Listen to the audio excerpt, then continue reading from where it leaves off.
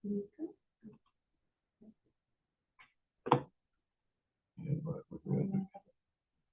Clica lá na fotinha verde lá, para voltar para aparecer. Aí, já está aparecendo. E agora? Já está aparecendo, tá vendo? Olha o fio grande aqui. Aí.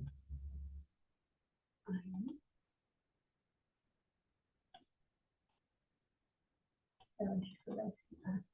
Aí, ó, tem mais uma. Bom dia, bom dia, bom dia.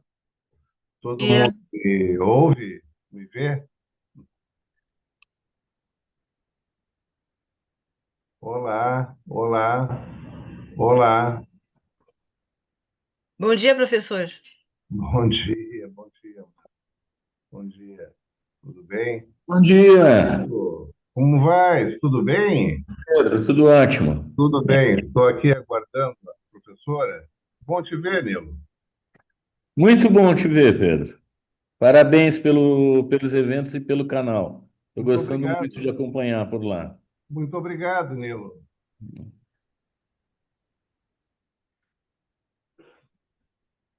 A professora me avisou que está com algum problema na conexão dela e eu estou aqui aguardando para ver quando será possível conectá-la aqui junto a nós. Deixa eu ver se ela me respondeu alguma coisa. Ela só se comunica por e-mail. Ela não tem sequer ah, WhatsApp, né? Ela só fala por e-mail. Então, ela me comunicou que está com um problema no computador, que não consegue acessar o link, dizendo que o problema é dela. Estou aqui aguardando. Peço desculpa a todos pelas circunstâncias da espera, que nunca é bom para ninguém. Tem problemas. São coisas que acontecem. Pois é, pois é.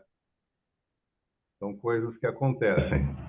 Eu sempre temo por essas conversas dessa ordem, né? Sempre me parece uma coisa meio arriscada, porque algo pode, num último momento, dar problemas aqui. Então, mas acho que não, acho que tudo vai correr bem. Só estou esperando aqui a professora se manifestar. O Zoom é chatinho mesmo. Às vezes ele resolve que tem que atualizar na hora. Pois é, não, e eu não tenho sequer como telefonar para a professora Marilena, porque ela não tem, como não tem o WhatsApp, também não fornece o Uhum. telefone, a conversa é uma conversa por e-mail. Então, a gente vai assim. Pedro, eu acho que você tem que chegar mais para perto do microfone, que a tua voz está oscilando. Não sei se é só comigo. Não, Melhorou? oscilou para mim também. Agora Melhorou? melhorou, agora melhorou. É. É. Uhum. Talvez eu estivesse um pouco distante do microfone. Melhorou bem agora ou não? Muito bem, muito bem. Agora está Tá ótimo. tudo muito bem. Está muito bem, então. Estou aqui aguardando a professora, aqueles que estão chegando. Informo que não estamos ainda com as nossas conversas sendo realizadas com a professora Marilena Chauí, diante do seu aviso recente, agora, há poucos instantes, de que estava com problemas no computador dela. E ela não sabe, não me esclareceu que problemas eram. De sorte que eu estou aguardando se ela vai conseguir, né, se contornar esse problema. Vamos ver. Talvez ela tenha alguém que possa auxiliá-la por perto, uma pessoa. Eu não sei o nível de informação tecnológica dela, mas ela própria me informou que não possui nenhuma rede social, também não faz uso do YouTube, né, nem do WhatsApp. Ela é uma pessoa que, no que, de certa forma, faz muito bem. Pode pensar e ler melhor e escrever melhor. A professora também tem alguma idade, está com 80 e alguns anos, 84, 85 anos, por ali, talvez lhe seja quase que naturalmente difícil ou não tão evidente como para outros pode ser, essa Pedro, livre, tua voz continua oscilando. Tu tem que chegar mais. Eu não sei, tu tá com problema no teu microfone. né? E agora aqui fica bem? Quando tu fica perto, sim, não é no. Tu não tá com fone de ouvido? Não, não estou com fone de ouvido. Tem que ficar Só mais pode perto. relaxar e ficar para trás. Aí, É, quando tu chegar perto, sai melhor a voz. Então eu vou ficar bem aqui. Aqui tá bom? Uhum. Aqui Assim tá tá. bom. Tá. Então eu vou até procurar ajustar mais uma coisa aqui. Vou ver se eu coloco mais perto de mim o microfone. Assim, tá bom? Tá. E agora, continua bom? Fala? Continua bom agora? Tá? Não Tá. pode te mexer para trás. Pois é. Não, é que eu estou com estou com uma tela de uma televisão pequena aqui e tem gente chegando aqui. Aonde?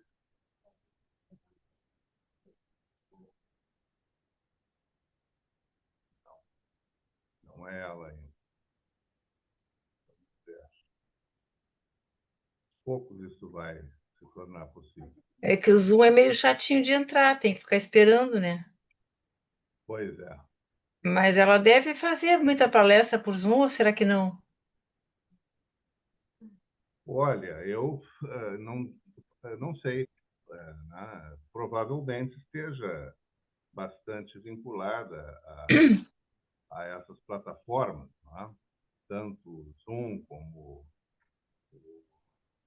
a plataforma do Google, né? Mas outras devem existir por aí. Né? Eu creio que sim, mas eu não posso afirmar nada sobre como é que é o cotidiano comunicacional da professora Marilena, porque eu não tenho esses dados. Levo em consideração apenas a sua já manifesta recusa de possuir redes sociais e de se, enfim, né, de se comunicar por WhatsApp, coisas assim, e também a circunstância dela já ter uma idade avançada, que às vezes podem criar alguns ânimos contrários a novidades tão impactantes, como essas coisas que a gente tem hoje aqui.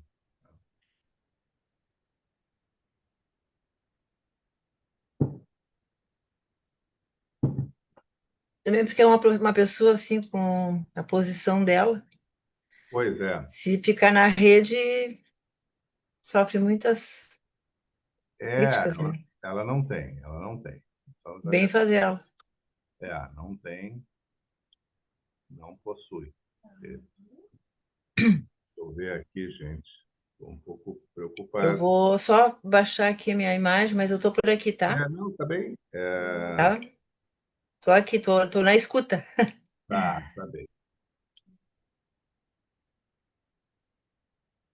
Será que é MSCH, Marilena?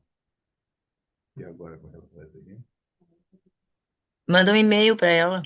É, pois é.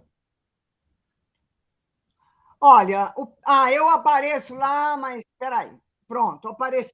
Olha, é meu filho que está. Eu estou no telefone com meu filho, Pedro, porque senão você não pode imaginar. Nem vou contar, nem vou contar. Bom, agora eu ponho um ok aqui, né? Ok. Professora, Pronto. não se preocupe. Não, não desliga ainda, porque eu preciso ter certeza que eu estou escutando eles. Espera um pouquinho, Zé Gui. Espera um pouquinho só. A senhora me ouve, professora? Agora eu te escuto. Obrigada, Zé Guilherme. Tchau. Como eu Professora, havia dito a você, Pedro Moacir, eu não consigo entrar no século XXI. Não tem jeito. não, mas não se preocupe, professor. Essas coisas são absolutamente normais Não há. Sempre que nós esperamos que alguma coisa dê muito certo, em termos dessa tecnologia contemporânea, tanto mais elas dão errado. Tá? Eu É, sempre tenho muito medo de que isso ocorra por aqui. é, Eu também devo lhe avisar que, um pouco antes do seu ingresso, eu estava com alguma dificuldade, por sorte, assim como a senhora tem uma pessoa que lhe auxilia, eu tenho uma menina que também me faz me dá esses auxílios. Sem ela, eu não conseguiria. Mas, felizmente estamos aqui lhe vendo perfeitamente, professor. é. Deixa eu ver se eu consigo colocar a senhora aqui no... Ah, pronto. Ó, tem alguém com o telefone ligado. É o seu? Não. Bom dia, professora. Como vai a senhora? Muito prazer em vê-la. Obrigada, igualmente.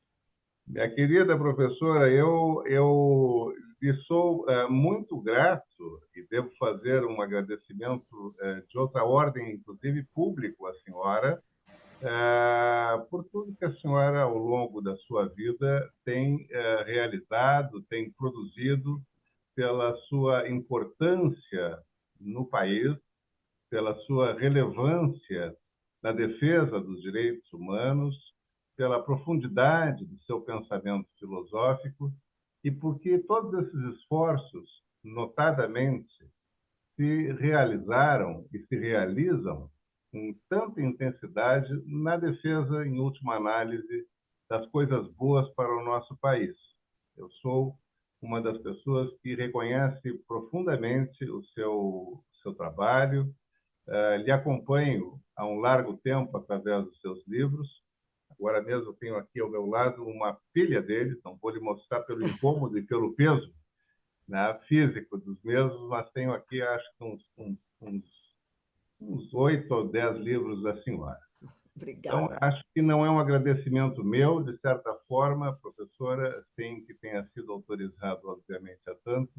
Eu lhe confesso que quem lhe deveria agradecer é o próprio país, Obrigada. pelas suas atividades na época da ditadura, pelos acolhimentos a pessoas que a senhora fez nesse tempo, pessoas que precisavam de alguma guarida, a sua coragem, a sua intrepidez e o seu humanismo proporcionaram o mínimo de bem-estar e de alguma segurança a essas pessoas.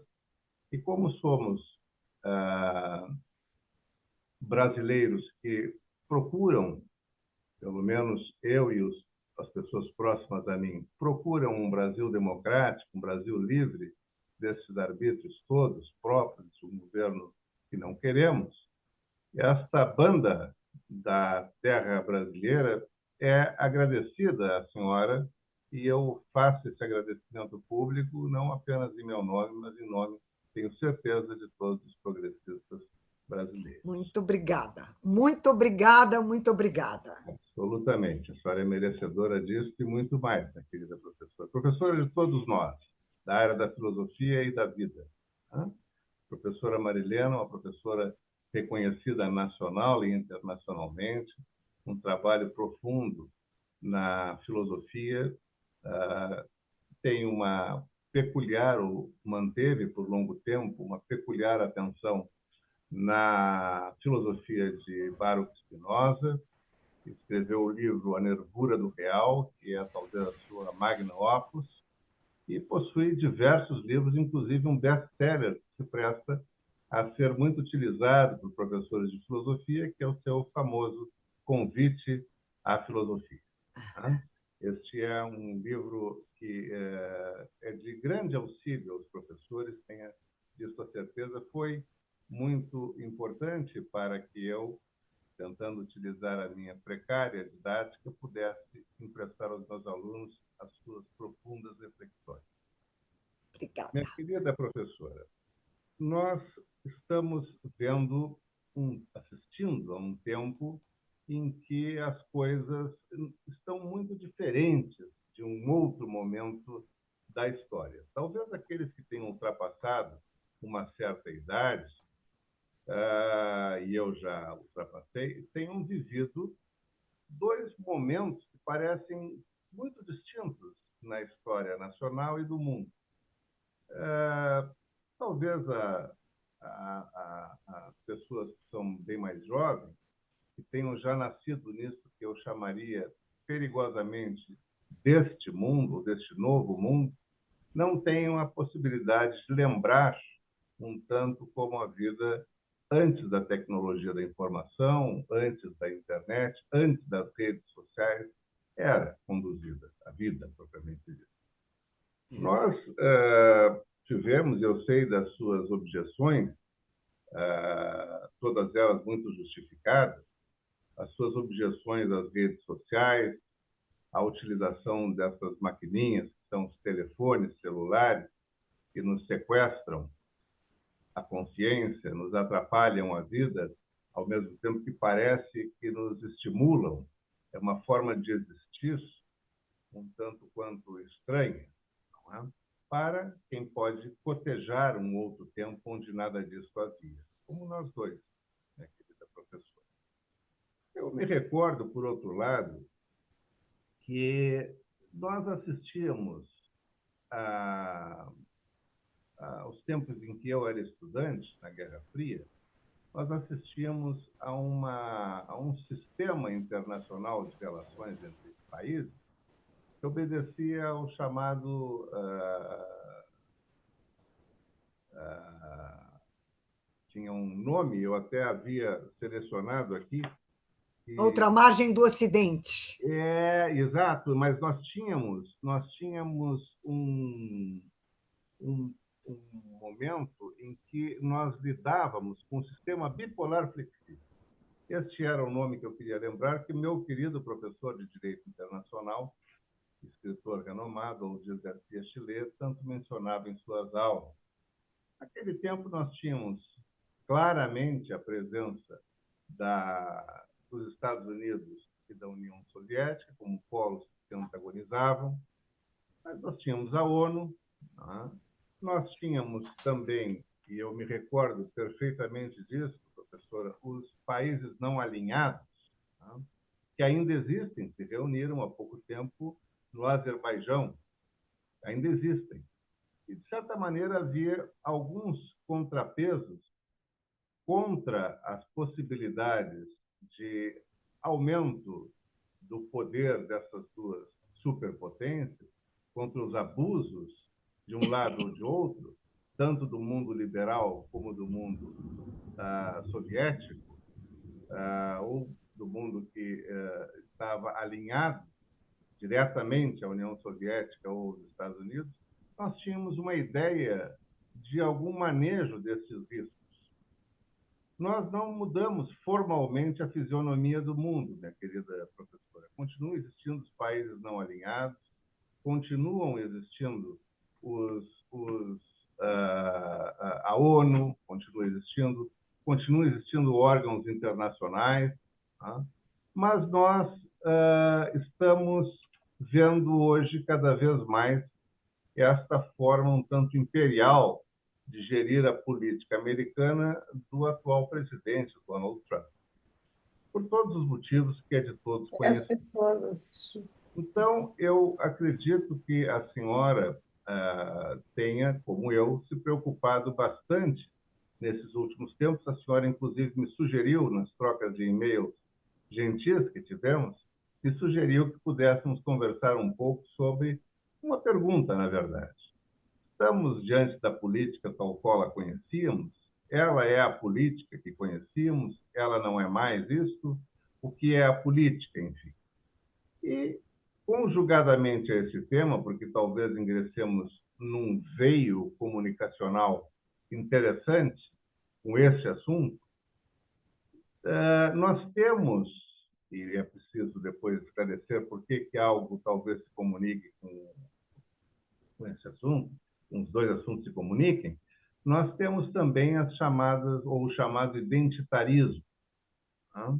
Ou as causas identitárias, que são essas defesas das minorias que se manifestam muito mais acentuadamente do que em outros tempos, pelo menos no que diz respeito à forma como são percebidas, porque fazem seus manifestos muito vinculadamente a redes sociais, ao que é possível expressar na internet, né? Então, eu gostaria de conversar com a senhora também algumas coisas, naturalmente que organizaremos a conversa nesse sentido, sobre as questões identitárias ou identitarismo, ainda que alguns não apreciem essa nomenclatura.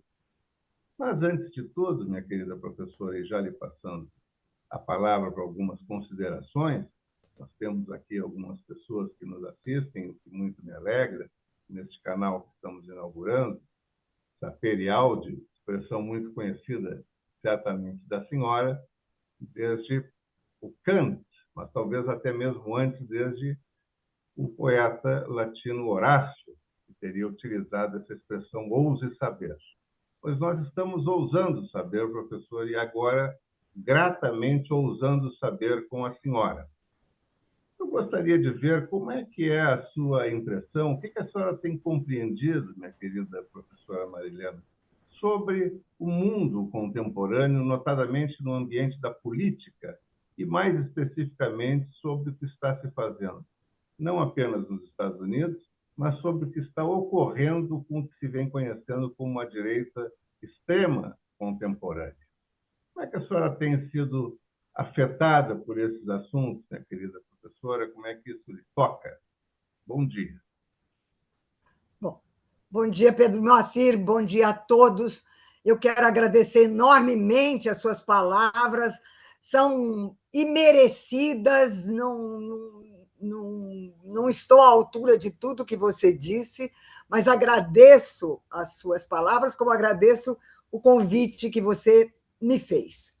Eu gostaria de colocar duas questões que aparentemente são opostas, né? e que, no entanto, me preocupam nesse momento, em termos da política. O que eu estou chamando de opostas? A transformação dos movimentos sociais em formas identitárias, de um lado, portanto, a fragmentação, e a política Trump de destruição, efetivamente, do que nós entendíamos por política, com uma versão imperial. Então, o que eu quero dizer é, de um lado, nós temos uma fragmentação, eu vou explicitar um pouco o que eu entendo por fragmentação, e, do outro lado, uma unificação imperial, né? Então, eu diria que isso me leva a essa pergunta se o que nós entendíamos por política ainda faz sentido. O que eu quero dizer? No caso dos movimentos sociais, eu considero que o que caracteriza a democracia não é a existência de eleições e partidos políticos e rotatividade dos governos. O que caracteriza a democracia é o fato de que ela é um poder social e ela está vinculada à criação, garantia e conservação de direitos. E, nesse sentido, os movimentos sociais são um dos elementos mais essenciais da democracia contemporânea, porque eles são o lugar de criação e invenção de novos direitos e de garantia dos direitos. Bom, qual é o problema que eu estou vendo? Eu estou vendo o risco dos movimentos sociais perderem essa amplitude de criação e garantia de direitos para a sociedade toda e para si próprios, numa forma identitária. Isto é, cada movimento ganha uma identidade e luta em torno dessa identidade. Com isso, eu penso que duas coisas tendem a desaparecer. Por um lado, tende a desaparecer a ideia de que se trata da criação de direitos que são válidos para toda a sociedade, né? Eles acabam ficando como direitos circunscritos. Você diminui o alcance dos direitos. E o segundo problema que eu vejo é que vai desfazendo a noção de classe social. Um elemento que era fundamental nos movimentos sociais é que eles traziam neles a discussão da divisão social das classes, né? E o que acontecia na situação das mulheres, dos povos originários, dos negros, dos imigrantes, o que acontecia com cada uma dessas formas sociais no interior da divisão de classes. Os movimentos sociais trabalharam com isso, né? Ao afirmar que, para além da divisão de classes e contra a divisão de classes, você precisaria garantir os direitos de cada um dos setores em luta, na busca dos direitos. O que acontece quando os movimentos vão se tornando identitários? Eles vão perdendo o vínculo com a sociedade como um todo e com a noção de classe dos seus constituintes. E esse identitarismo vai fazendo com que os movimentos sociais que tinham a capacidade de se ampliar e de atingir a sociedade inteira, seja como participante, seja como colaboradora, seja como apoiadora, vão se afastando dessa totalidade social e se fechando neles mesmos.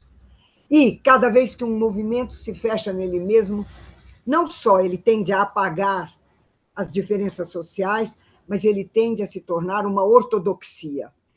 Ele tende a afastar todos os que não pensam identicamente a ele. Então, eu me preocupo com a transformação dos movimentos sociais em movimentos de identidade ou identitários por causa disso, pela perda da noção de divisão das classes sociais e, por outro lado, pelo risco do enrijecimento e de uma ortodoxia nas formas de defesa e de afirmação que afastam o compromisso do restante da sociedade com aquela questão. Então, eu diria que a nossa pergunta é: a política, tal como nós a conhecíamos, ainda está em vigor? Então, a minha primeira questão é: será que o identitarismo não coloca em questão a amplitude da criação e garantia de direitos que define a democracia? Do outro lado, o que nós temos? Do outro lado, nós temos essa coisa absolutamente gigantesca, inominável, que é o império ou o imperador Trump. Logo que ele tomou posse, e que começou com as tarifas, eu me lembro de uma pergunta que foi feita a ele, mas por quê? E a resposta dele foi: eu faço porque eu posso, que é uma resposta imperial, né? Mas esse caráter imperial não aparece só aí. Quando você vê a desinstitucionalização que ele está produzindo nos Estados Unidos, ele está demolindo as instituições norte-americanas, né? A intervenção dele internacional, de intervenção aparentemente como mediador para terminar guerras e, no entanto, como estimulador delas e criando guerras paralelas, né? Como foi, né? Intervém por causa de Gaza e cria o problema com o Irã, né? E assim por diante. A ideia de comprar a Groenlândia e mais. Ele disse que ele vai restaurar, que ele está restaurando a doutrina Monroe, e que ele quer que se chame Donroe. Bom, o que foi a doutrina Monroe? Foi a afirmação, né, no final do século XVIII e começo do século XIX, de que os Estados Unidos fariam a vigilância do hemisfério todo contra qualquer pretensão colonialista. Então, com a desculpa de estar defendendo as Américas contra o colonialismo espanhol, os Estados Unidos tomou a Califórnia e o Novo México, que não eram territórios dele, né? E ele aspirava a tomar o Panamá, Cuba e o México. A coisa se se estreitou, mas o uso que foi feito, o uso da doutrina Monroe era esse, de expansão territorial dos Estados Unidos e poder no hemisfério. O Trump está retomando essa ideia, né? Quando ele afirma aqui, nesse hemisfério, quem toma conta sou eu. Ao mesmo tempo que é uma coisa enlouquecida, né? A ideia de tomar uma parte do Canadá, tomar a Groenlândia, intervir nas políticas internas. O que foi feito com a Venezuela, eu até agora não entendi por que não houve uma movimentação mundial. Eu sei que defender o Maduro não dá para defender o Maduro, eu sei disso. Mas uma coisa é você auxiliar na luta interna contra a ditadura do Maduro, outra coisa é você invadir a Venezuela e prender o presidente da República. A noção de soberania e de autonomia sumiu do mapa. Então, desde o começo, eu tenho dito que o Trump me lembra os últimos imperadores do Império Romano. E, em particular, Domiciano, que era completamente idiota. Qual foi o recurso que o Império usou? Ele usou o recurso da guerra, ele usou o recurso da invasão, ele usou o recurso de estamos em perigo e tudo que aparecesse, você faria uma guerra como forma de preservar o império sem parecer que é isso que você está fazendo. E é isso que o Trump está fazendo, né? Em termos eu o vejo como o final do Império Romano. Ao mesmo tempo, ele modifica as discussões que nós temos em termos da política, né? Nós vínhamos discutindo as questões da implantação de democracia, da luta contra o autoritarismo, da desigualdade social, da importância dos movimentos sociais, e tudo isso desaparece sob a batuta do império, que decide por nós o que se pode fazer e o que não se pode fazer. Então, como eu não vejo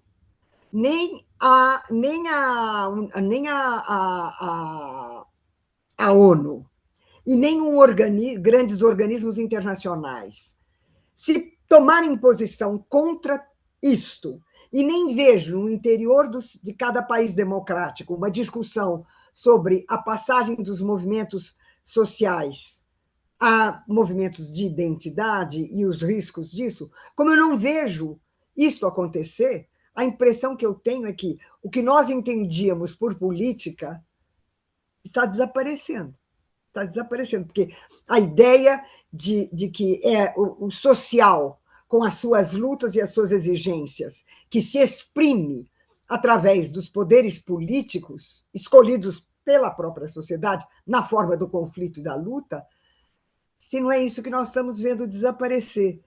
Por um lado, porque a sociedade não se pensa mais como divisão social das classes, mas se pensa como divisão de identidades, que modifica a noção de luta, né? Se é que introduz, e, por outro lado, a visão imperial, né, de desinstitucionalização das formas democráticas, né? Professora, É isso que me deixa apavorada, viu, Pedro Moacir? certo, professor, lhe compreendo perfeitamente e creio termos muita semelhança na interpretação do que está se sucedendo no mundo, tá? Porque a dimensão dos atos de um presidente norte-americano, elas têm impacto, a dimensão dos atos afeta a humanidade, tá? Pessoas todas, os países todos. De certa forma, professora, talvez estejamos vendo a agonia do contrato social, da ideia de sem dúvida. social, tá? Eu me recordo aqui, obviamente, que com alguma ingenuidade comparativamente à suposta esperteza que os anos, os séculos deram, a ingenuidade contida em pensadores setecentistas, como Thomas abraçavam uma ideia de contrato onde um ia mais para um lado absolutista e um para um lado republicano, mas pressupunha-se um contato da sociedade civil com o Estado em busca, de acordo com cada um e suas preferências, mas em busca de uma forma de vivermos razoavelmente bem, independentemente dos erros que possam ter concebido esses antigos pensadores. Recordo do pensamento do Montesquieu, que estruturou o esqueleto funcional do Estado moderno, que nós adotamos aqui, e os Estados Unidos, na sua Constituição de 1777, né? Não se recorda de 77, por ali, os Estados Unidos recepcionou as ideias do iluminismo, tanto do iluminismo escocês como do iluminismo francês, recepcionou o Montesquieu, recepcionou o Hume, que inclusive se correspondeu com James Madison na época da elaboração da Constituição norte-americana. Então, este contrato social, de alguma forma, agoniza, e esse contrato social que nós conhecemos e que nos contaminou é um contrato social de porte ideológico burguês, de porte ideológico liberal, pelo menos. Nós, aqui, conhecemos, ou nós praticávamos, o ideário do Estado liberal concebido lá antigamente. Então, é importante vermos, acho que tem alguém com o microfone aberto. Acho que alguém, peço só a gentileza de fecharem, por favor. Então, se puderem fechar o microfone, por gentileza. Muito obrigado. São muito gentis. Então, professora, voltando a essa análise, me parece importante pensarmos, o próprio Adam Smith, que depois foi contraditado por Marx, mas o próprio Adam Smith e os que lhe estavam próximos também tinham uma certa noção, ainda que ele pudesse pensar naquela misteriosa mão invisível que a todos entusiasmava para o desenvolvimento pessoal e, com isso, proporcionaria o bem-estar social geral. Sim, ainda que tivessem esses homens, esses pensadores, esses filósofos, na solidão dos seus gabinetes, concebido coisas que hoje temos muito a recusar, o fizeram na intenção de construir um mundo que fosse experimentável com alguma serenidade pelos seres humanos. Nenhum deles produziu, não obstante o sentido das suas filosofias, nenhum deles produziu um pensamento destinado a romper uma ideia de que estávamos edificando uma sociedade civil diante de um Estado que precisava ser sensato, precisava ser razoável, poderia errar nas suas predições, poderia errar nas suas conclusões, mas pretendiam isso. O próprio Marx, quando faz essa contradita ao Estado liberal, ao Estado burguês, e localiza as lutas de classe, não é? Como um conceito fundamental para a compreensão do ambiente do capital, do ambiente capitalista, procura também, ou propugna, uma forma de nós criticamente localizarmos onde estavam os problemas do Estado liberal. E como é que deveríamos, então, compreender, mediante uma proposta de seu materialismo histórico como ciência, do seu materialismo dialético como filosofia, ele procura também elaborar uma série de considerações profundamente impactantes, particularmente impactantes em mim, na minha forma de conceber o mundo.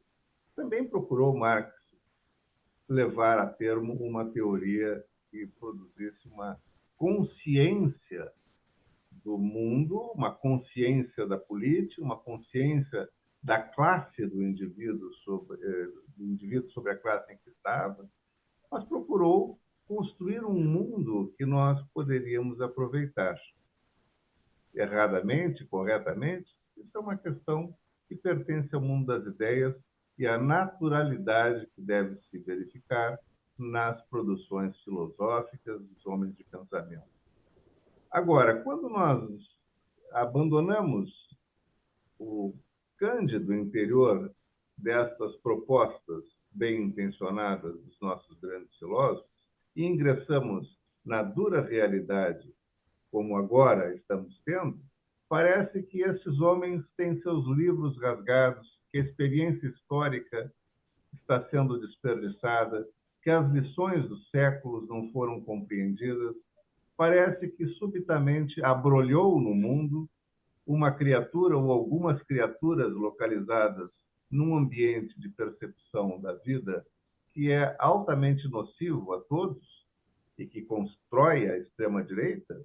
Parece que essas pessoas fortuitamente abrolharam no tempo e conjugadamente procuram minar aqui e acolá estas ideias filosóficas, estas experiências históricas, as lições das centúrias, professor. Mas também é preciso que nós venhamos a dizer que essas pessoas não estão ao acaso aí, não surgiram ao acaso na história da humanidade. Algo as edificou, mas pior do que isso, algo fez com que fossem coletivamente acolhidos. Isso me parece algo importante de se analisar, porque se nós analisássemos uma mentalidade adoecida em si, e esta mentalidade adoecida em si não tivesse uma capacidade de produzir nos seus atos um efeito tão coletivo, nós trataríamos essa pessoa, nós cuidaríamos dessa pessoa, nós encaminharíamos essa pessoa a quem pudesse dela ser alguém que a tratasse, um médico, alguma coisa assim. É? Mas, pois é, não é? Quando a gente tem o Trump, quando a gente tem o Bolsonaro, quando a gente tem o Erdogan, quando a gente tem pessoas deste time, parece que nós não podemos ficar pensando na medicina. Nós temos que pensar nas razões pelas quais nós acolhemos e instalamos essas pessoas e suas políticas nos centros de direção política das nações. Eu tenho a impressão, professora, que isso pode, aqui lhe provoco, isso pode ser compreendido como uma das decorrências do estágio contemporâneo do capitalismo, o neocapitalismo. Nós poderíamos compreender que isto é engendrado historicamente por favorecimentos ocorridos no miolo funcional do sistema capitalista, para evitarmos que nós apenas admitamos, não, eles nasceram, eles estão assim, eles estão aí, e tudo isso é meio fortuito. Não, não é. Como é que a senhora vê isso, minha querida professora? Veja, eu tenho analisado o neoliberalismo como a forma contemporânea do totalitarismo. A gente pensa que o totalitarismo é um movimento político de extrema-direita fundado na presença de um líder forte. O totalitarismo não é isso. O totalitarismo é um instante no qual todas as instituições sociais, todas as relações sociais e pessoais são pensadas como sendo homogêneas. Elas têm todas a mesma forma e o mesmo sentido. Como é que é no caso do neoliberalismo? No caso do neoliberalismo, todas as instituições sociais e políticas e pessoais são pensadas como empresas. O hospital é uma empresa, a igreja é uma empresa, a escola é uma empresa, e existe cada um de nós como empresário de si mesmo. Essa visão de que a realidade no seu todo e em cada uma das suas partes possui a mesma estrutura e o mesmo modo de funcionamento, é isso que é totalitário. O totalitarismo não é uma forma policial de domínio através de um líder. Ele é a homogeneização do pensamento, da ação e da vida através de uma ou duas formas colocadas como as únicas possíveis. Então, no nosso caso, o neoliberalismo introduziu a empresa como forma da sociedade, como forma de vida, como forma da religião, como forma da política, como forma da relação entre as pessoas. E a ideia de cada um ser o empresário de si mesmo. Esse totalitarismo não vai se realizar sem uma explosão da concepção liberal da política, que é baseada em tudo que você acabou de colocar, Pedro Moacir. Eu não vou voltar a isso, porque você acabou de colocar, através de todas as teorias contratualistas e da montagem política através da concepção contratualista, toda a concepção liberal da política, contraposta à dimensão socialista, que, infelizmente, desaguou ela também na forma totalitária, né, do stalinismo. Né? E, por totalitarismo, entendendo isso, quando todas as instituições sociais e quando todas as ações sociais têm todas elas a mesma forma ou a mesma estrutura e a mesma finalidade. Então, nós estamos vivendo num momento que é totalitário, mundialmente totalitário.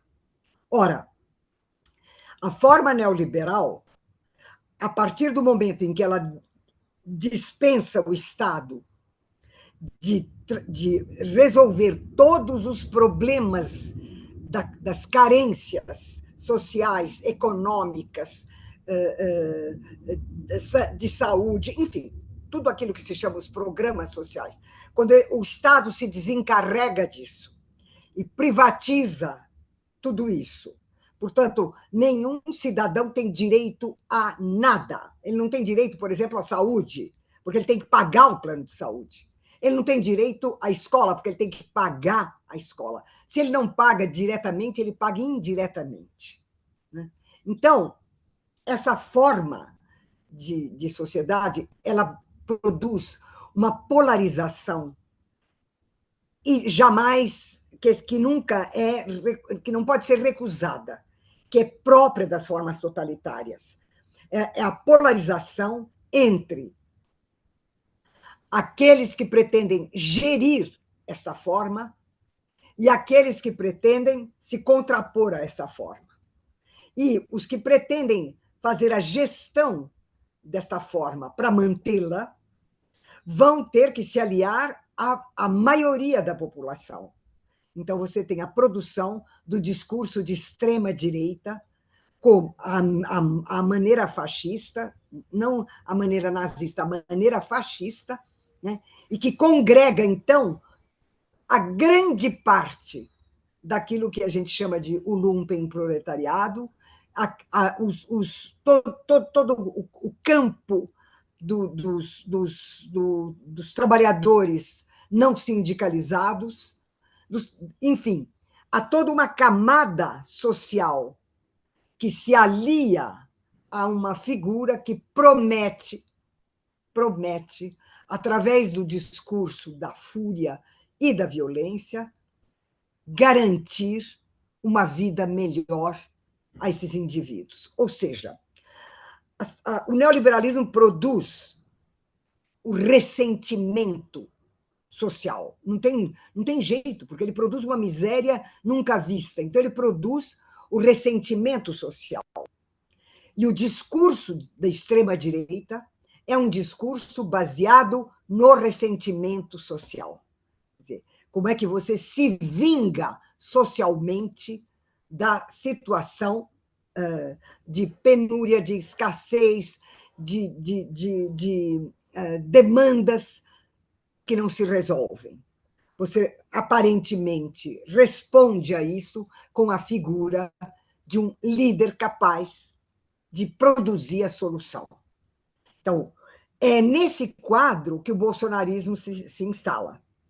E é por isso que ele pega a baixa classe média ressentida, porque o neoliberalismo é feroz com relação a ela, pega uma parte grande da classe trabalhadora que foi despojada dos seus direitos e que se ressente no mundo trabalhista, no qual ela perdeu os direitos, você tem o esfacelamento da forma da produção, o desaparecimento das formas anteriores da produção industrial, que congregavam os indivíduos e os faziam se perceber como classe. Agora você tem a produção esfacelada, mundo afora, em pequenas empresas, e muitas delas empresas familiares, de modo que a noção de classe social tende a não ser percebida pelos trabalhadores, de tal modo que você tem uma dispersão da classe trabalhadora, um ressentimento crescente da classe média e uma fúria inigualável por parte do capital financeiro. Quando você junta esses três elementos, você torna possível o discurso de extrema-direita e o aparecimento de figuras do tipo do Bolsonaro. Então, o Bolsonaro não é uma aparição, ele é uma aparição que faz parte da tradição brasileira, que periodicamente conhece esse tipo de figura, mas, ao mesmo tempo, ele é uma produção do mundo neoliberal, quando esse mundo neoliberal produz carências, esfacelamento social, não reconhecimento e ressentimento. Então, estamos aí com o bolsonarismo. A luta só pode ser uma luta econômico, social e política, Pedro Moacir. Não dá para ser só uma luta partidária, sabe? Compreendo perfeitamente, professor. E acho que a senhora tem muita razão e assiste nisso. Tem profunda concordância com a senhora e ainda acrescentaria que nós cultivamos uma espécie de laço populista, não é? Que talvez venha na esteira do caudilismo, ainda contaminados por Perón, que não sabe. Essa forma de apresentarmos o grande Salvador. Isso é alguma coisa que favorece o florescimento de todas as criaturas que se projetam através desses mecanismos. Sem dúvida, Pedro Moacir. Salvamento e tal. Eu não sei, professora, a senhora disse de uma maneira tão adequada a sua compreensão, e eu tenho visto em algumas palestras suas, algumas manifestações suas, agora no canal do Conepem, faço até uma divulgação, ainda que ele não precise mais disso, mas é muito interessante, o canal Conhecimento e Pensamento, Conhecer e Pensar, que a professora Marilena Chauí está vinculada, pertence, e ali profere seus ensinamentos com cursos, né, com informações. Eu queria cumprimentá-la também pelo Conepem, professora. Muito obrigada. O Conepem, eu considero o Conepem um acontecimento para nós, sabe? Para o mundo da discussão, para o mundo da cultura, porque uma das características, e é por isso que ele se chama Conhecer e Pensar, é que uma das características dele é trazer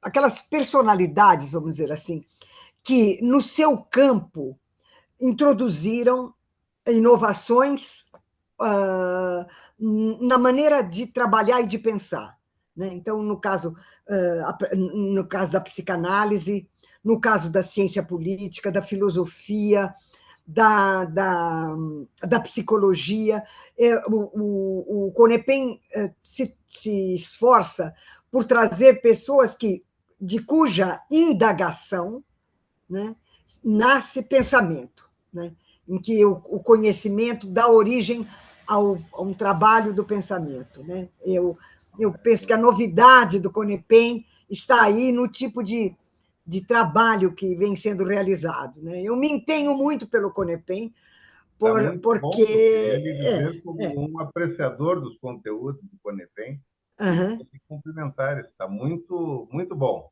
muito bom. Obrigada. Muito profundo, está como nós devíamos ter já há mais tempo, né? Algum ambiente onde se possa discutir com essa agudeza que o Conepem fornece, professora. Obrigada. Retornando ao que a senhora mencionou, a senhora também é uma pessoa que influenciou a minha forma de pensar em vários aspectos, notadamente primeiro na questão da sua compreensão de ideologia, como aquele conjunto de representações que nos estabelece não apenas como o mundo é, mas como deve ser, não como nós pensamos, mas como devemos pensar, não como nós agimos, mas como nós devemos agir. Essa normatividade contida de forma intrínseca num conjunto de representação da realidade para compor um conceito de ideologia, que a senhora, de alguma forma, talvez também não é influenciada por concepções de ordem marxista, mas produziu com muita autonomia e com muita propriedade. Então, a senhora, nesse Obrigada. particular, a sua compreensão de ideologia, e recentemente também adquiri e já li o seu livro Ideologia, que saiu agora há pouco, já o comprei, já o li, e ali vejo que a senhora mantém a sua profundidade costumeira. Professora, eu tenho dito, e nesse sentido também vem daí uma influência mais recente da senhora em relação a mim, que é essa impressão de que o neoliberalismo produz a gestão, né? E que, nesse sentido, nós temos, inclusive, universidades que obedecem a essa característica gestionária, a administração vinculada à gestão, a uma ideia de produção, produção, produção, mediante métodos de eficiência, mediante métricas discutíveis, enfim. Né? E eu tenho produzido também, da minha parte, alguma coisa que talvez não encontrei em outro lugar, talvez esteja nesse momento meio que me pertencendo. Não quero chegar com isso a nenhuma conclusão apressada, mas eu, por sua influência e em relação às questões identitárias ou identitarismo, eu tenho compreendido que o identitarismo é o empreendedorismo da identidade.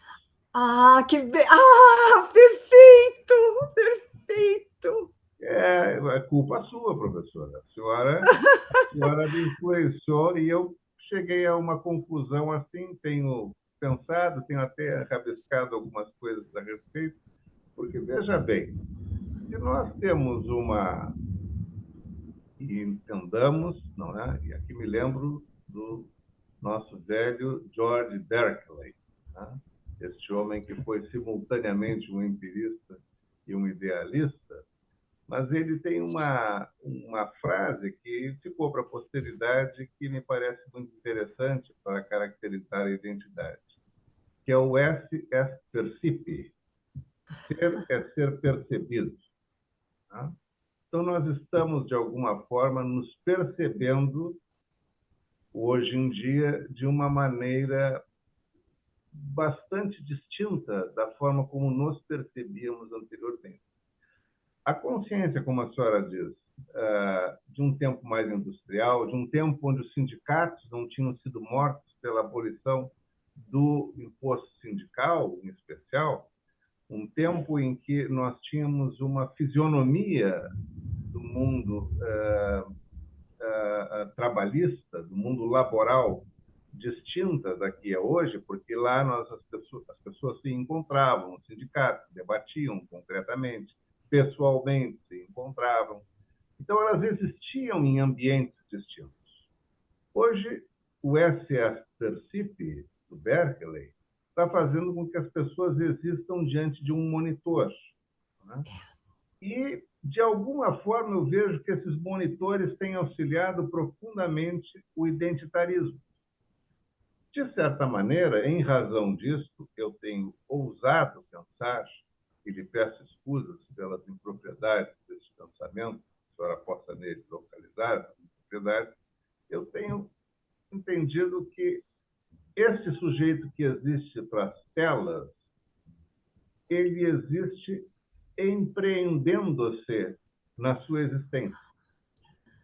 Ele procura todos os meios para redimensionar a sua singularidade existencial e torná-la pública, de tal forma que o proveito público a faça existir uma espécie de regozijo secreto, que é o mero like, né?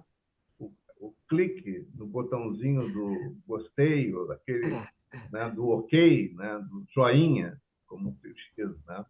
Então, eu não sei, professora, se é um pouco apressado, se estou sendo assodado em compreender o empreendedorismo da identidade, mas eu noto que nós estamos, talvez, matando a discussão sobre luta de classe, como a senhora bem observou, para falarmos, para tratarmos das questões identitárias, não que uma coisa tenha ficado no lugar da outra, mas quando um assunto central na consciência humana tem uma sobreposição, ele acaba sendo nublado, fica obnubilado, fica um tanto quanto esquecido e apartado, fica estiolado num canto como uma espécie de pequena brasa. A grande brasa, o fogaréu, ganha outra dimensão, ganha uma dimensão importante, e este fogaréu, hoje, dentre outras coisas, dentro deste mundo financeiro, dentro dessa forma de sermos, de nos projetarmos, enfim, é a identidade das redes sociais, essas coisas todas, né? Então, nós estamos, de alguma maneira, porque o que faz o empreendedorismo conceitual do ponto de vista econômico? Procura, a partir das atividades de um indivíduo, fazer com que ele, dentro de um sistema financeiro capitalista, obtenha os meios materiais para a sua subsistência. E, quem sabe, vá um pouco além e ganhe um pouco mais do que necessita e possa acumular e ter lazeres não comuns a outros indivíduos que empreenderam menos ou que não conseguiram tanto êxito. Mas este indivíduo, este empreendedor curioso, estranho, que empreende a si mesmo, que apresenta a si mesmo como um produto que deve ser dimensionado mais do que ele parece ser, esse sujeito é um solitário do ponto de vista da materialidade da convivência humana. Como é que a senhora vê isso? Se é que a senhora também pode ter alguma concordância comigo, professora? Não, olha, eu concordo inteiramente. Eu acho perfeita a sua afirmação do empreendedorismo ligado a essa aparição da imagem. Eu penso que há três questões aparentemente separadas, mas eu acho que elas estão sobrepostas. A primeira é a produção da ilusão da comunicação e da liberdade, sem que se leve em conta que todos os nossos dados, todas as nossas falas, todos os nossos escritos, tudo que é produzido por cada um de nós e pelo nosso conjunto está armazenado. Está armazenado em dois grandes pontos no planeta. Então, nós estamos lá, armazenados para sempre, porque isso permite a vigilância e o controle. Então, a primeira coisa que eu acho que me interessa é a ilusão da liberdade que as redes sociais e esses formatos todos têm, porque cada um imagina que decide quando vai entrar, quando vai sair, o que vai dizer, o que não vai, o que quer escutar, o que não quer escutar, e por aí afora. Sem se dar conta que essas decisões já estão tomadas e que você simplesmente cumpre um conjunto de ações para as quais você foi condicionado, sem ter a menor ideia de que você está fazendo isso. Esse é o primeiro ponto. Então, primeiro, tudo que nós somos e tudo que o mundo está armazenado em bancos de dados para vigilância completa. Nós estamos numa sociedade da total vigilância. O Foucault havia imaginado que a vigilância se realizava na forma da prisão, no modo como a prisão foi organizada. É essa forma elevada ao N vezes, que é a forma da vigilância que a informática produziu, que a eletrônica produziu. Esse é o primeiro ponto, estamos sob vigilância. O segundo ponto, o narcisismo. Veja, cada um considera que só existe se estiver com a sua imagem na tela. Precisa dessa imagem na qual você se vê continuamente para acreditar que você existe. Ora, nós sabemos, desde Freud, que o narcisismo é inseparável, é uma expressão da depressão. E, portanto, você começa a ter uma subjetividade depressiva, narcisista e, portanto, depressiva. Um dos elementos que aparece nisso é essa coisa sinistra, que eu fiquei sabendo há coisa de mais ou menos um mês, que são os pedidos que os adolescentes, e são sobretudo adolescentes, fazem à inteligência artificial para indicar formas fáceis e indolores de suicídio e como escrever cartas de despedida. E a inteligência artificial dá a receita e escreve a carta de suicídio. Então, você tem uma juventude mergulhada na forma narcisista depressiva de subjetividade e na busca que a depressão traz, que é a busca do suicídio, né? E do suicídio recomendado. Então, eu acho que é uma coisa apavorante, apavorante. A segunda coisa que me interessa como professor, e imagino que possa interessar a você também como professor, é o desvirtuamento da noção de pesquisa. Uma pesquisa é um instante no qual, ignorando alguma coisa que você deseja saber ou precisa saber, você investiga a maneira como essa questão foi tratada, por que ela foi tratada assim, o destino que ela teve, histórica, enfim. Cada um de nós sabe o que é, tá aqui atrás, né? O que é ir na biblioteca, pessoal ou pública, investigar a origem, o desenvolvimento e os problemas de uma determinada questão que nos interessa. Hoje, o que é que os jovens entendem por pesquisa? Apertar o botão do Google e receber uma informação. Eles confundem receber uma informação sobre a qual eles não têm nenhum poder para saber se ela é verdadeira ou falsa.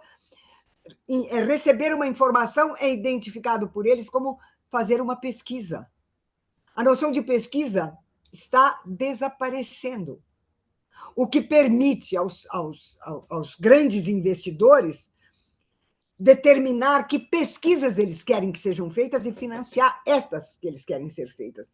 Porque dentro das universidades e das escolas, a noção de pesquisa está desaparecendo, porque ela se reduz a ir ao Google ou à inteligência artificial, né? E, como diz um conhecido meu, Boaventura dos Santos, ele diz a expressão inteligência artificial é um despropósito, porque a marca fundamental da inteligência é a percepção do seu próprio não saber e a necessidade de vencer o não saber através da busca, da pesquisa, do conhecimento. Então, a inteligência artificial não é uma inteligência. Ela tem tudo depositado dentro dela. Ela não está em busca do desconhecido. Ela não tem sede de saber, que é a marca da inteligência. É um desvio ideológico chamar a IA de IA, porque ela não é. Ela não é uma inteligência, ela é um artifício, né? Né? E para concluir esse percurso, a outra coisa que me apavora muito, e isso porque eu tenho basicamente uma formação no filósofo Merleau-Ponty, né? No Merleau-Ponty, cujo cujo pensamento opera a partir do corpo e da percepção, né? Então, Tecnologia da percepção. é. E o que acontece quando você opera exclusivamente com a tela? O que acontece com o espaço? Ou seja, o espaço topológico do nosso corpo, as nossas vivências, aquilo que nos define como seres corporais, que é a nossa espacialidade. Ela se reduz ao aqui, que está na tela. Ela não é o espaço vivido da pluralidade de dimensões, ela é o aqui achatado, aqui. E a nossa experiência do tempo, que é o que nos define como seres humanos e culturais, porque a nossa capacidade para distinguir entre o passado, o presente e esperar o futuro, essa capacidade de operar com a temporalidade nas suas várias dimensões, desaparece porque tudo é agora. O Paul Virilio diz que o que caracteriza esse nosso mundo da tela é a acronia, ausência de tempo, e a atopia, a inexistência do espaço. Nós vivemos, os jovens, eu me preocupo com os jovens, porque nós temos vários contrapontos. Os jovens começam a acreditar que o mundo é a tela. E, portanto, é um mundo sem espaço, é um mundo sem tempo, é um mundo sem história e é um mundo narcisista. Eu acho, e um mundo de total vigilância. O que cada um pensa, o que cada um fala, o que cada um escreve, está registrado num centro de vigilância mundial. Então, eu diria que toda a literatura que foi escrita, toda a literatura distópica, que foi escrita durante todo o século XX e começa a se desenvolver novamente no século XXI, né? Aquela literatura que começa com Orwell e vai daí para frente, né? Essa literatura distópica vai ter um poder enorme se nós começarmos a pensar qual é a nossa situação atual, né? O que é que os jovens, e sobretudo as crianças, têm como experiência do espaço, do tempo, da relação com o outro e com o pensamento, né? Com a memória. Eu tive uma experiência, Pedro Moacir, há uns meses atrás, que me deixou atordoada. Eu descobri aquilo que se chama, numa rede social, o cancelamento. Você cancela quem pensa diferente de você. Você cancela quem diverge das opiniões daqueles que estão nessa rede social. Ou seja, você propõe o assassinato do outro assim, porque ele pensa diferente, porque ele diverge, porque ele age de modo diferente. A diferença se torna um crime. E você é assassinado, socialmente assassinado, e esse assassinato é aceito como normal. Que é isso, o tal do cancelamento. Então, eu te diria o seguinte: eu não sou uma pessoa reacionária, não sou. Eu sou uma pessoa que crê na mudança e no futuro. Não me sirvo do passado para nada. Não acho que o passado foi uma coisa brilhante, não, né? Se ele tivesse sido uma coisa brilhante, teria produzido esse presente que ele produziu. O que eu estou fazendo é um grito de alerta, um grito de alerta. Porque essa coisa, a experiência que eu tive no aeroporto foi a seguinte: eu estava voltando do Rio e cheguei um pouco mais cedo ao aeroporto. E entrei e sentei na sala de espera, que estava cheia. Não havia uma pessoa, a não ser eu. Então, tinha velho, moço, criança, todos os sexos, tem LGBTQ+, tudo que você quiser, tudo estava lá. Todos, com exceção de mim, tinham um celular. Havia jovens que estavam conversando um ao lado do outro através do celular. Eu fiquei apavorada, Pedro Moacir. Eu fiquei realmente apavorada. Porque é um mundo sem mediação. E, ao mesmo tempo, um mundo sem relação. Você não tem espaço, não tem tempo, e agora você não tem a relação com o outro para valer. Estou exagerando? Você acha que eu estou exagerando? Não, absolutamente, professora. Absolutamente, eu também sou uma pessoa que experimenta grandes aflições com essas questões que a senhora apresenta e com essa experiência que a senhora teve no aeroporto do Rio de Janeiro. Tá? Eu concordo perfeitamente. Até há pouco tempo, não vou lembrar agora o nome, eu vi um livro muito interessante, eu o adquiri, mas eu ainda não o tenho, não li, chamado Geração Ansiosa, né? Que é de um psicanalista, um neurologista, que era o Gerst, norte-americano, onde ele trabalha precisamente essas questões que a senhora menciona e os efeitos que isso tem na mente humana. Eu vou procurar o livro. Geração Ansiosa. É um professor. Vou tomar nota. Espera aí, Pedro Moacir. Claro, claro, professor.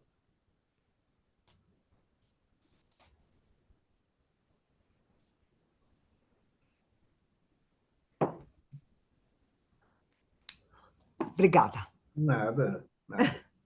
Não, a gente precisa fazer essas anotações, às vezes, porque a gente vai adquirir o material. Está muito bem.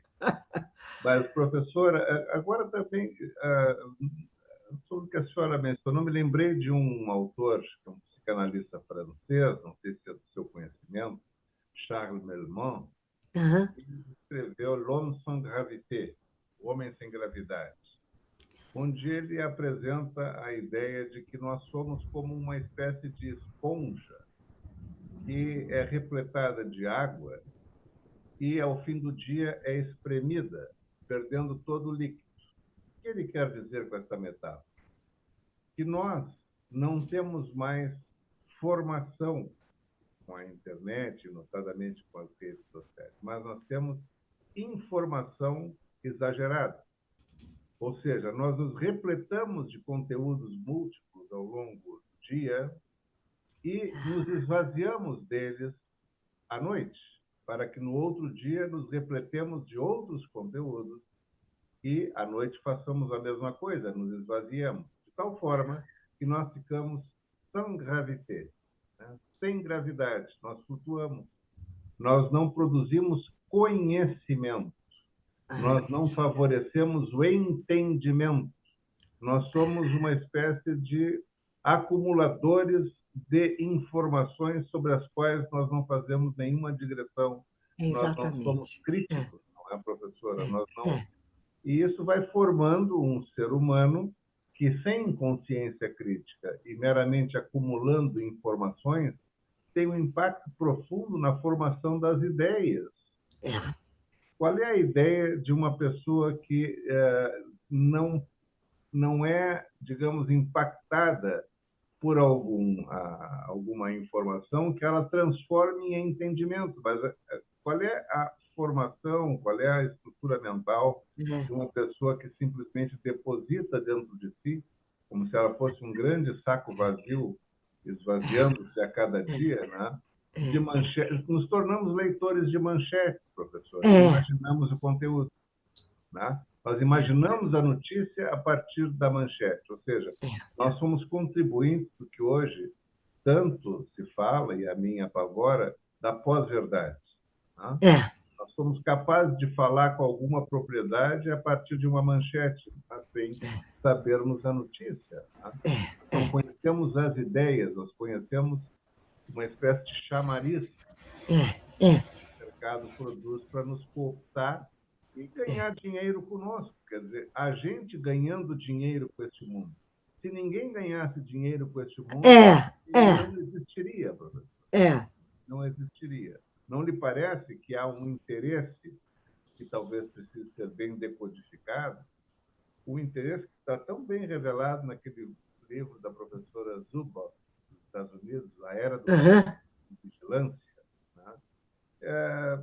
Como a senhora bem disse, estamos sempre sendo observados, há sempre um panóptico agora virtual, não o panóptico do Foucault, mas é um panóptico, né? Nós Universal. somos observados, né? É. Sempre observados.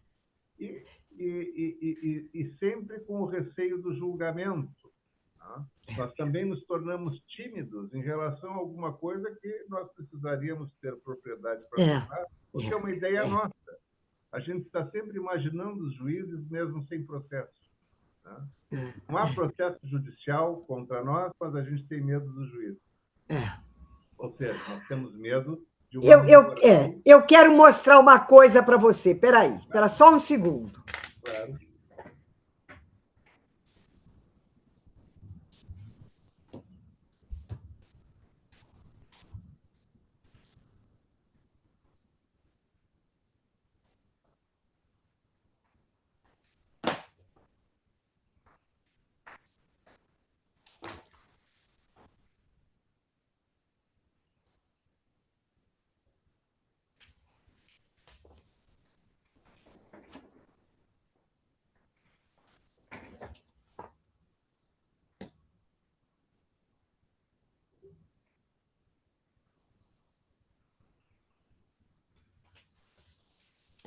O que eu quero mostrar, não sei se dá para ver aí. Sim. É a equipe do Trump, e são todos eles os empresários do Silicon Valley. Depois tem, novamente, os financiadores e membros da equipe. É o Silicon Valley. E depois tem mais um.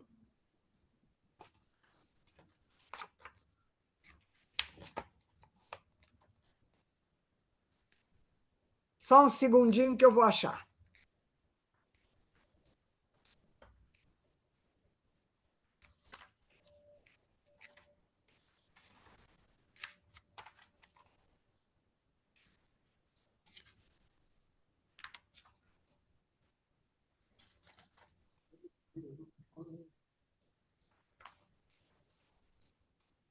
E que é o Elon Musk. Sim. E a capa é esta. Pois é, né? Pois é. Não, é só para engrossar a sua argumentação, não, né? Que é verdade, veja, é um poder mundial, né? Claro, o Vale do Silício, professor, eu não sei lhe dizer em números, o Vale do Silício concentra, em termos de riquezas pessoais, concentra um percentual altíssimo do PIB mundial. Né? Só o Vale do Silício tem mais dinheiro do que toda a África. Né? Então, um homem como esse último que a senhora mostrou, o Elon Musk, que é o proprietário do X, antigo Twitter, que é o proprietário desses foguetes, que é o proprietário de carros elétricos e tal, por fábrica. Este homem é o mais rico do mundo. Este homem provavelmente tem uma riqueza que proporcionaria, se bem dividida, o bem-estar de muitíssimas pessoas na Terra. Não é? E sabemos que esta aceitação quase que naturalizada do acúmulo ilimitado da riqueza é também um condicionamento histórico de um liberalismo extremo. Tá? Nós aceitamos, como ideia de liberdade, que cada um vá até o máximo que conseguir. Eis aí uma noção embutida no empreendedorismo, que é uma nota do neoliberalismo, só que o empreendedorismo do pobre. O pobre não consegue chegar lá. E quando alguém diz, mas o fulano chegou e era pobre, normalmente a pessoa está lhe apresentando uma tese com base na exceção e não na regra. O que fulmina de morte a razoabilidade lógica do argumento. Então, eu vejo, professora, que nós estamos, digamos, com um esgotamento da tolerância mundial em É, relação a é, isso, né? A é. desigualdade está demais, né? E estamos também agora vendo, por razões que se conectam, e poderíamos sobre isso passar o dia falando, mas estamos vendo agora, como a senhora bem mencionou, quem sabe o fim do Império Americano, estamos vendo esta erupção nas ruas de um rechaço social às políticas duais, né? Às práticas duais, essa política de imigração, o reaparecimento dos Black Panthers, né? É. Então, nós estamos vendo que os Estados Unidos estão se tornando um país em ebulição, uma panela de pressão. A senhora também compreende assim, professora? Ah, sim, sem dúvida. E o fato de que eles estão enfrentando, por um lado, o risco, um risco que para os Estados Unidos sempre foi a coisa mortal, que é o risco da alta inflação. E eles estão começando a ter, por causa das tarifas, alta inflação. Isso produz rebeliões, produz movimentação social. É um rodamuinho dentro dos Estados Unidos. De um lado, você tem isso. Do outro lado, você tem a intervenção belicista do Trump em todos os cantos do mundo. Né? É uma coisa ilimitada. E, por outro lado, um instante no qual não há nenhum organismo internacional capaz de estabelecer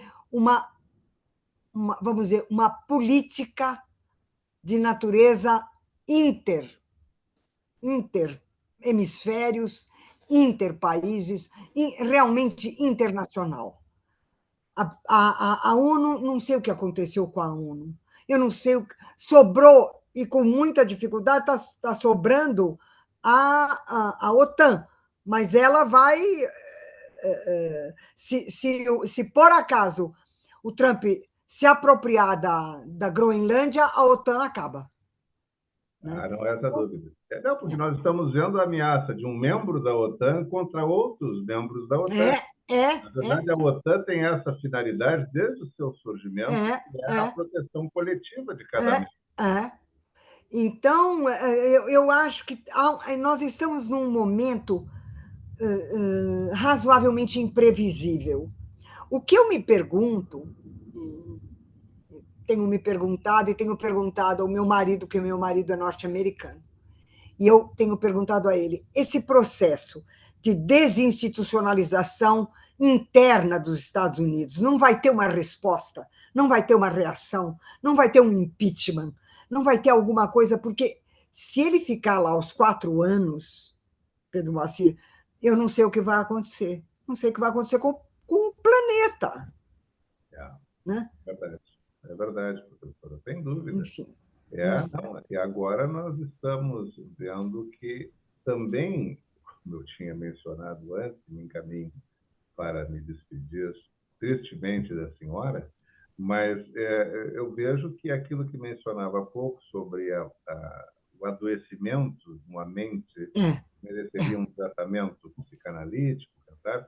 Nós estamos vendo que ontem, pelo menos isso foi uma notícia que eu tomei conta ontem, tomei conhecimento ontem, anteontem, de que o Trump disse à Noruega, por intermédio de uma mensagem enviada por um celular do líder político norueguês, de que como a Noruega contribuiu para ele não ganhar o prêmio Nobel da Paz, ele então também não tinha compromissos mais com a paz. Né? Quer dizer, é uma equação egóica. Acho que nunca vista. Nunca vi. Eu penso que é por isso que a minha tendência é compará-lo aos últimos imperadores de Roma, Domiciano, porque nem Napoleão não foi tão longe. Eu me lembro da história contada de um líder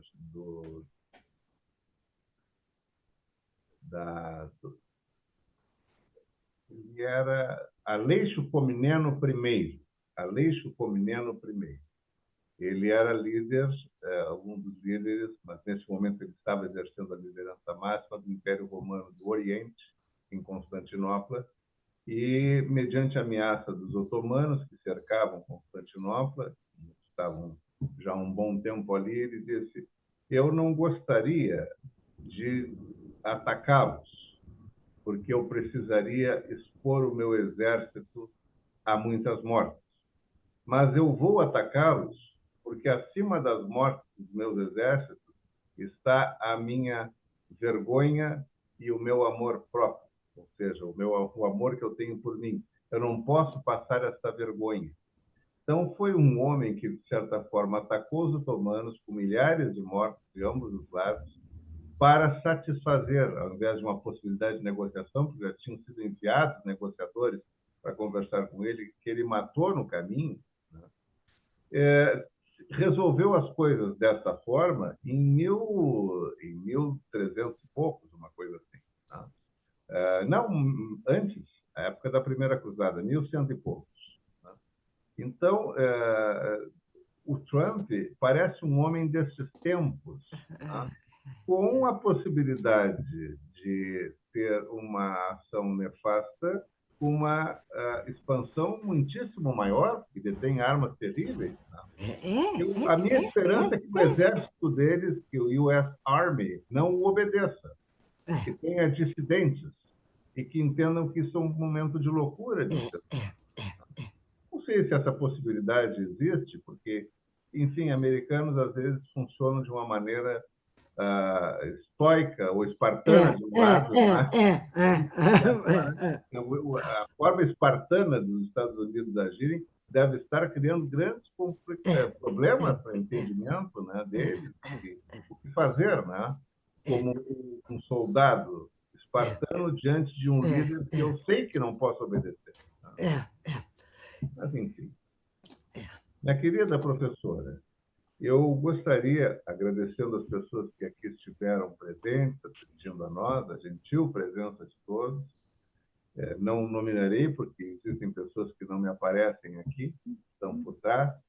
Gostaria de agradecer à senhora a sua acolhida, tão gentil, professora, e lhe dizer que a senhora proporcionou, na caminhada dessa minha nova maneira de me comunicar com as pessoas, e, enfim, também uma coisa que poderíamos, numa outra oportunidade, conversar, e nós não concordamos com aquilo, mas aquilo que nós não concordamos, nós combatemos através das armas que eles nos dão. Tá? Porque nós estamos fazendo uso de uma plataforma que provavelmente é de algum milionário. Como a gente critica, por exemplo, o Elon Musk, mas a gente envia mensagens no X. A gente critica o Mark Zuckerberg, mas a gente publica coisas nas suas redes, no Facebook, no Instagram. Então, também criamos um problema para todos, ou seja, os insatisfeitos, os que estão recusando o modelo funcional do sistema capitalista contemporâneo, ficaram acantonados de tal forma que caíram numa armadilha porque não tem voz suficiente para bradar para outros tantos quanto seria possível, ou é possível, através dos meios fornecidos pelo inimigo. Mas isso é um assunto sem dúvida.